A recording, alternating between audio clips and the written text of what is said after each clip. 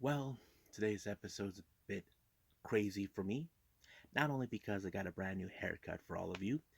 Let's just say I did not did exactly what I was going to do, but however, I am going to review the latest ChocoPro Show 179 with two interesting tag matches. We even got 2 days of New Japan Pro Wrestling. I'm going to make up for World Tag League Day 7 and also the latest World Tag League Day 8. But also, we got Hard Times. I wasn't originally going to do this one, but I did anyway. So Hard Times had some great matches, some great storylines. I have to say, it's going to be a blast to review them. So let's get started with another episode of Deleted Wrestle Zone.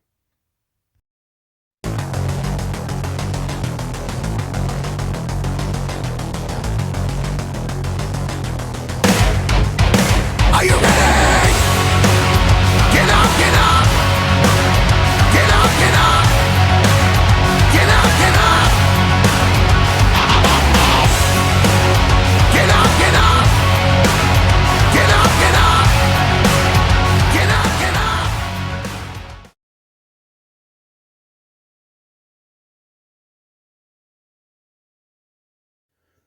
Welcome everybody to Deleted Wrestle Zone. All things that is pro wrestling with AEW, NXT, New Japan Pro Wrestling, Impact Wrestling, the National Wrestling Alliance, various promotions, wrestlers matches and championships. I am your host, J Rod here. So let's begin with the latest ChocoPro show 179 with two amazing matches, tag matches to be exact. The first one we have is Sayaka Obihara teaming up with CDK Masa Takanashi to take on the Egg Tarts, consistent of Chiko Shikawa and, of course, the silent assassin Hagane Shinoa. Now, this was a very fun match to me. The reason I say this is because there was a moment, you all know how Chiko Shikawa can be. Those who haven't, let me explain it. She runs around in circles with all this energy, but there was a moment with Sayaka running right behind her. She leaves the building. Nobody knows where she goes. She shows up at the window. But I thought it was a funny moment. But I think the biggest surprise was it was Hagane who pulled off the amazing victory by pinning Sayaka. But there has been a lot of misfires by her. I don't know what Masa was thinking teaming up with her, because normally he would team up with someone like, of course, Chris Brooks, who's part of CDK. But it is what it is. But Hagane picked up the victory for his team, and it was great. Now, our next match, we have Yuna Mizumori teaming with one half of the Best Bros, Balinaki, to take on Chris Brooks and a brand new guy who you may have heard him in the deathmatch scenes. I'm talking about Drew Parker. I seen him in GCW. I seen him in Pro Wrestling Freedoms. I seen him in Big Japan Pro Wrestling. It was very unusual to have a guy like him to make his appearance in Choco Pro. Now, I don't know exactly what was the reasons of having him in there, but there were some good moments. For example, I saw the expression from Emi Sakura where she posted it on Twitter, where she was like questioning what just happened. But I don't know. You got to ask yourselves, Mama left the playground to the kids to run wild. It's not the first time something like this happened. So did the summer event, but we'll see how that fits out. But it was Drew Parker that picked up the victory when Balian Aki missed and landed on the table, hurting himself, and of course allowing for Drew Parker to pick up the victory. Now the Jonkin tournament, that was another different story. The ones that made it to the finals were the winners of the second match, Brooks and Parker. But however, these guys went forward at least 9 times. They actually had the same idea. But finally, when the 10th happened, it was Chris Brooks that won. So basically, Chris Brooks still has it, but we'll see what happens in the next um, Choco Pro event, because from what I understand, it's the season finale, and I'm looking forward to reviewing that for all of you. But right now, let's go to day 7 of New Japan Pro Wrestling World Tag League.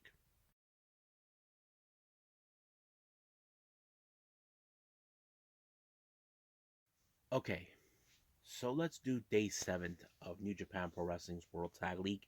Um, did not see the Young Lion match, so I'm just gonna skip it for all of you. As a matter of fact, let's do that for now on. Let's just skip the Young Lion matches, down the line.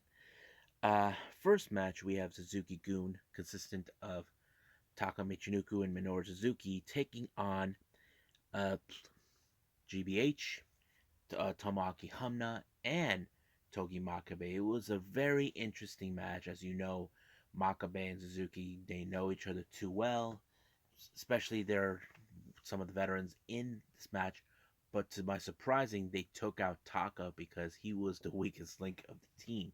It was Hamna who pulled it off, allowing himself to pick up one victory for their team. So that gave them the 2 points that they needed and the one win they needed to make it to try to keep their hopes up as much as possible.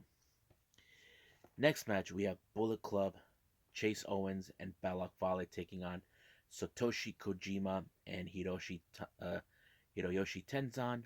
It was a pretty much a not much of an exciting match, but however, it was Fale that actually took out Tenzan, and boom, 1, 2, 3, it was over from there. Next up, we got the United Empire, Henare and Khan taking on Tiger Mask and Blue Justice, Yuji Nagata. Now, in this type of match, you know for a fact that the United Empire has been making headways, but we don't know for sure if they'll make it all the way to the end. They are one of the most promising tag teams, but however, they could they do have one win over the Dangerous Techers, and they do have an opportunity to challenge them for the tag titles. Next match, we have a pair of Bullet Club showdown. We have the House of Torture, Yujiro Takahashi and Evil taking on the God, Tama Tonga and Tangaloa. However, the God do not trust Evil one way or the other. This is something that has been presentable and noticeable when you see them. Whenever you see the House of Torture, you don't know if the other members of the Bullet Club can trust them. As you know, Yujiro sort of had an Evil had an agreement with Tama. He turned his back on him at, at the G1, but now it looks like it's the same thing going on from both tournaments in both in in the best of the Super Juniors and the World Tag League. But however, you know for a fact now this could have gone either way because both of these teams have an insurance policy. House of Torture has Dick Togo on their side, and of course you have the God Yado by their side. But however, it did fall into favor for House of Torture trying to pick up a victory and hopefully trying to see if they can get to the end. Next up, we have Chaos Yoshihashi and Hiroki Goto of Chaos taking on Toru Yano and Tanahashi. It was a really interesting match. Um, Not taking away anything, but however, it was Yano who tapped out by in the hands. Well, actually, it was taken out by Goto, allowing himself to win the match. It was a very interesting scene where Yano had to face his Chaos stablemates in order to keep the match excited, but it was Chaos the one. Now, our main event for that one is Lij, Sonata, and Naito taking on Dangerous Techers, Zack Sabre Jr., and Taichi. You know, these two guys have come across each other many times over, especially when it comes to Zack Sabre Jr. and Lij. They dealt with each other in the past many times over, but it was, what's his name? Zack Sabre Jr. that picked up a pinfall on Sonata, allowing themselves to remain in the fight, but to what we hopefully can see them getting all the way to the finals and pick their opponents. Let's move on to day 8.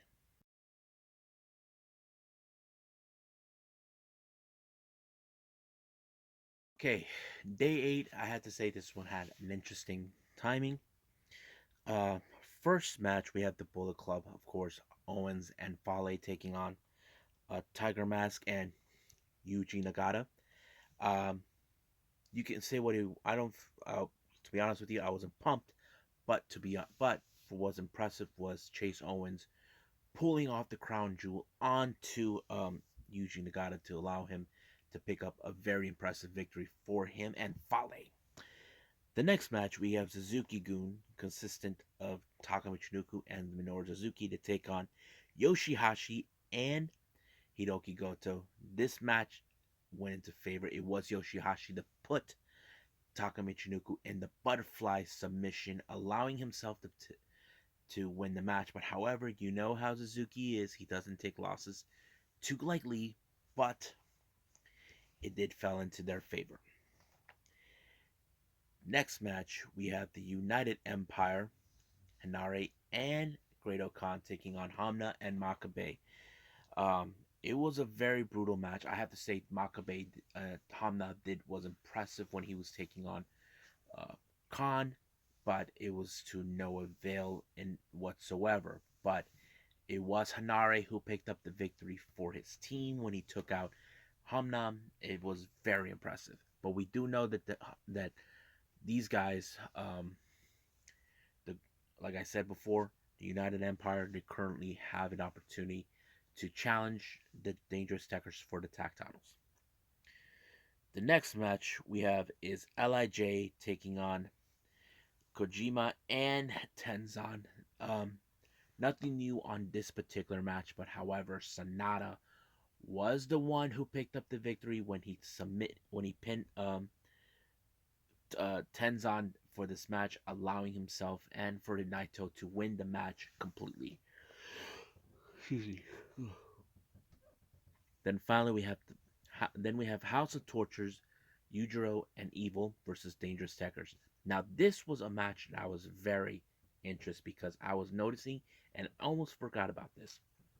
Back in the G1, Evil was facing Taichi, but however, he will not forget what this story tells. Taichi will never forget what Evil and Dick Togo did. They threatened to use Miho Abe in order for him to be distracted to win. So basically, this was a match where, like, we can see how Evil is predictable and everything else. However, throughout the entire match was crazy. But of course, out of the blue, Dick Togo gets involved, and of course, this is another problem that Dangerous Tekkers has to face. As you know, Evil pinned um, Taichi in this match, and they're not the United Empire are not the only team. In the other hand, they will have an opportunity to challenge the tag titles. But that is something that I know Taichi has to be worried about. This feud between both he and Evil probably will not end well, but we'll see how that goes. And then finally, we got Yano and Tanahashi taking on the God. It was a very tough battle, but however, it was Tamatanga who pulled off the gun stun onto Yano, allowing himself to win the match. So practically, it was a lot more interesting. Now, let's jump into the point system to see how things are going. Tanahashi and Yano has 4 wins and 4 losses with a total points of 8. Makabe and Hamna, 1 win and 7 losses, 2 points. Tenzan and Kojima, 2 wins and 6 losses, 4 points. Tiger, Nagata and Tiger, 7 losses and 1 win, 2 points. They most meet them and Makabe and Hamna could be mostly out soon. Goto and Yoshihashi, they have 6 wins and 2 losses with 12 points. Sanada and Naito, same thing. Um, 6 wins and 2 losses, 12 points. Same thing with Dangerous Tekkers. So all three of the. Hold on. Oh, never mind. Hold on. We have, of course, Minoru Suzuki and Taka. They have 0 points, no wins whatsoever. Tamatanga and Tangaloa, they have 5 wins and 3 losses, 10 points. Evil and Yujiro, same thing. 5 wins and 3 losses with 10 points. And of course, this is a very interesting. We have another team with 12 points, and that is Fale and Owens. This is now becoming more clear. Now we have 4 teams are in the lead right now with 12 points. But anything could happen between now and all the way to the end. But who will walk out as the victor of World Tag League? Well, that is a very tough to predict. But for now, I say let's end it right here with New Japan and move on with the NWA Hard Times 2.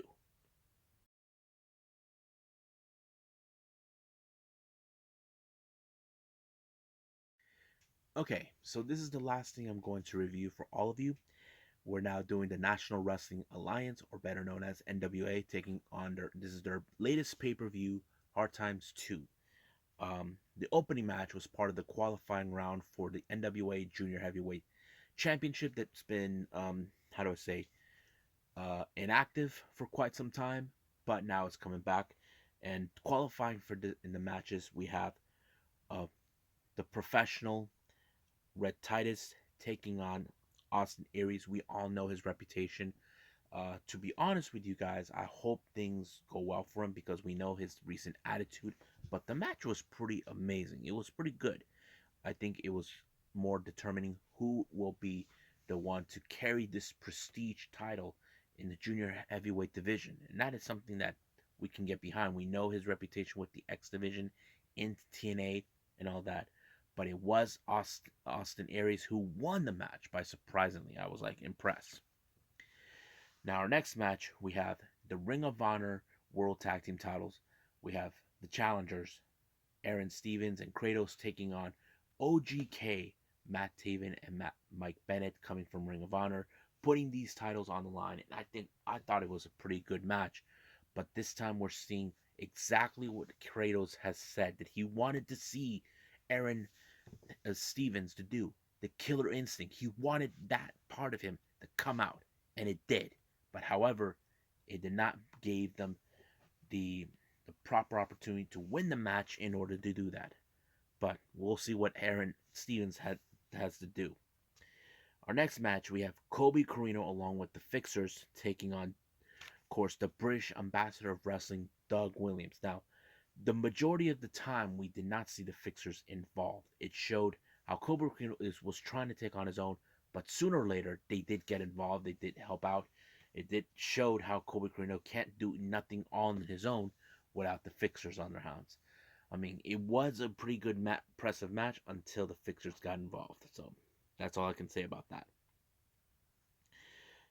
Then our next one we have is the Impact Knockouts Championship with Kerry Hogan taking on Mickey James. This was more of the battle of the new generation and the old generation. I think this is shows how Kiera Hogan is hungry to prove she can be part of the bigger stages and be a champion herself. We know she had chances like this back in Impact Wrestling, but I thought it was a pretty good match. I think it was great. I know many people probably question why is an Impact Wrestling title is involved in the NWA. Well, we do know they do have a relationship, but it is right now what it is. But it was Mickey James when she pulled off the hardcore country DDT, and blammo, it won in that fashion. Now our next match, we have the NWA Television Championship in a no disqualification match with the special guest ref, the Pope. We have Scion and champion Tyrus. This match, we know that there was a lot of talk about what if the Pope will cross the line, make sure the match goes in favor to Scion. Now that was a possibility until what's his name? Uh, Tyrus decided to step on his phones. Now keep in mind, these two guys are from Pope lost the television title all thanks to Austin Theory and the rest of his crew. But basically, Scion wasn't he wasn't even close enough because there was some mid fires by Pope, but it was Scion that won the match completely when he knocked them out. But if I was a betting man, I have a feeling Zion's going to take his frustrations out on the Pope. Now, our next thing we have is an interview with Mick Foley, who is pretending to be Santa Claus. So yeah, basically he says he has some presents for the people who have been nice and those who are been naughty. I'm kind of curious what exactly he has in mind, but that's just me. Now our next match is the National Championship, the NWA National Championship between Judias along with Father James Mitchell versus Chris Adonis. I thought that was a pretty good match because there was nobody here to help Adonis. As you know, Latimer has a big match against Nick Aldis, and Camille has the women's match. I thought it was good. So this match showed that Adonis can do things on his own without the help of it, and he found a weakness in Judias with his knee, but he did was able to apply the master lock onto him, and boom, he was out. Now our next match is the NWA World Tag Team titles. We have the End, Pero, and Odison taking on the Rebellion, La Rebellion, Mecha Wolf, and Bestia 666. I thought it was a pretty good match. You can see the End are determined to win the match in order to prove they are the most dominant group right now. But however, it was um, La Rebellion that picked up the victory when Mecha Wolf excuse me, applied the 450 splash on to Pero, and it was over. But however, in the post match, we saw JTG with some a familiar face. We had um, Dirty Dango show up, or as we know him, Fandango showed up. Yes, so it was rather odd, but I can see a really good storyline being played from this one. Our next match we have is the special grudge match: Tom Latimer versus Nick Aldis. Um, any of the seconds that get themselves involved or any disqualification will be resulted of suspension. This was about a really good battle, but I think in this match it shows how Tom Latimer is trying to prove that he is a far more better wrestler than Nick Aldis. But in this case, it became Aldis who proved how better he was to him, and he pulled it off with an amazing victory. But he did not have Camille to be by his side, because Camille had a match of her own later on. Now, we had a special tribute in the show, of course. We know the phenom, the known as Jazz. I have to say it was pretty good. She was accompanied by her husband. She thanked various people throughout her career, especially the women who are here to kick ass in the future, and that is something we got to be proud of. I thought it was a pretty good thing going around. Now, our next match is the NWA World Women's Championship between Melina and Camille. Now, this match was nuts. It showed how much how Camille is determined to prove that she is a fighting champion, and Melina believes that she doesn't deserve to be a champion due to the fact that she doesn't stand out. And I think it kind of played out pretty well, but it was Camille, when she speared Melina, it was already over from there. So Camille retained the title. Our next match, we have the NWA World Heavyweight Championship. Mike Knox, a guy who attacked him during the event, took on Trevor Murdoch, our champion. It was pretty much a brutal match. I thought it was a pretty amazing, but somehow Trevor Murdoch was able to pin Mike Knox and allowing himself to win.